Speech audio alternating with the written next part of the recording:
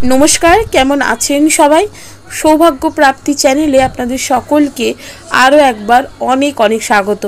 आज आबारो चले एसेछि नतून एकटी भिडियो निये जेखाने आमि आपनादेरके जानाबो आपनादेर बाच्चारा जदि पढ़ाशोनाय भीषणभावे अमनोयोगी हय, हाजार चेष्टा करेও जदि पढ़ा मने राखते ना पारेन, एकटा सहज सरल उपाये तादेर किन्तु पढ़ाशोनार प्रति आपनारा आग्रह बाड़ाते पारेन।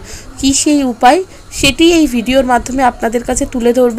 তার আগে অবশ্যই বলে রাখি বন্ধুরা, আমার চ্যানেলটিকে লাইক করবেন, ভালো লাগলে বন্ধুদের সাথে শেয়ার করবেন। এই সংক্রান্ত কোনো জিজ্ঞাসা থাকলে অবশ্যই কমেন্ট বক্সে এসে জিজ্ঞেস করতে পারেন।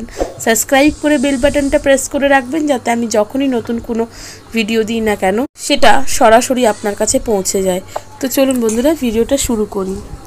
প্রায়শ বাবা মার একটাই চিন্তা যে আমার ছেলে মেয়ে পড়াশোনা করছে না, কোনো কিছুতেই পড়ায় তার মন বসাতে পারছেন না, যা বায়না করছেন তাই দিচ্ছেন, তবুও কিন্তু পড়াশোনা কিছুতেই করতে চাইছে না। অথবা দেখা যেতে পারে প্রচুর পরিমাণে পড়াশোনা করছে কিন্তু কিছুতেই সে মনে রাখতে পারছে না। সেক্ষেত্রে একটা ছোট্ট উপায় আছে, সেটি আপনারা করতে পারেন যে কোনো সোমবার দিনই কিন্তু এই উপায়টি আপনাদেরকে করতে হবে। সেটি হচ্ছে একটা নতুন মধুর শিশি নিয়ে আসবেন আর একটা ঢাকা সহ এরকম কোনো তামার পাত্র জোগাড় করবেন। তার মধ্যে ওই সম্পূর্ণ মধুটা যেটা কিনে এনেছেন, ছোট মধু কিনবেন, সম্পূর্ণ মধুটা সেই পাত্রের মধ্যে ঢেলে নেবেন। তারপর তাতে একটা নিখুঁত বেলপাতা, সেইভাবেই বেলপাতাটা দেখে নেবেন যাতে আপনার যে কন্টেনারটা আপনি নিচ্ছেন বাটিটা তার মধ্যে যাতে বেলপাতাটা পুরোপুরি সেট হতে পারে, এই রকম দেখেই কিন্তু বেলপাতাটা নেবেন। বেশি বড় কিংবা বেশি ছোট নয়, বেলপাতাটা সেই রকমই দেখে নিতে হবে কিন্তু নিখুঁত পরিষ্কার। এবং বেলপাতাটাকে ভালো করে পরিষ্কার করে ধুয়ে নেবেন। আর নিতে হবে নিখুঁত তুলসী পাতা 3টে। তুলসী পাতাটিকেও নেওয়ার আগে পরিষ্কার পরিচ্ছন্নভাবে ধুয়ে নেবেন। তারপর সেই কন্টেনারটাতে অর্থাৎ তামার সেই বাটিটাতে, যেটা ঢাকা দেওয়া বাটি, সেই বাটিটাতে প্রথমে বেলপাতাটা রাখবেন, তার উপর তুলসী পাতাটা রাখবেন।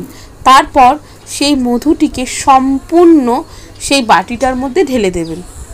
ঢেলে দেওয়ার পর সেটা ঢাকা চাপা দিয়ে এমন একটা জায়গায় রাখবেন যে জায়গাটিতে একমাত্র শুদ্ধ বস্ত্র পরিধানের পরেই যাতে হাত দেওয়া যায়, মানে যখন তখন যাতে কেউ হাত না দিয়ে ফেলে কিংবা অপরিষ্কার কাপড়ে যেন হাত না দেয়, সেরকম জায়গা দেখে রাখবেন। এবং একটানা 31 দিন আপনার বাচ্চাকে এই মধুটিকে অল্প অল্প করে খেতে দেবেন।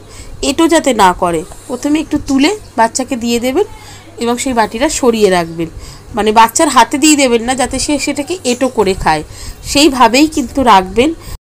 একটানা 31 দিন এটা করে দেখতে পারেন, অনেকাংশে আপনারা ভালো রেজাল্ট পাবেন। বাচ্চা পড়াশোনা করলে সেটা মনেও রাখতে পারবে এবং যারা ভীষণভাবে অমনোযোগী তাদের কিন্তু পড়াশোনায় মনও বসবে। তো কেমন লাগলো বন্ধুরা আমার এই ভিডিওটা অবশ্যই আমাকে কমেন্ট করে জানাবেন।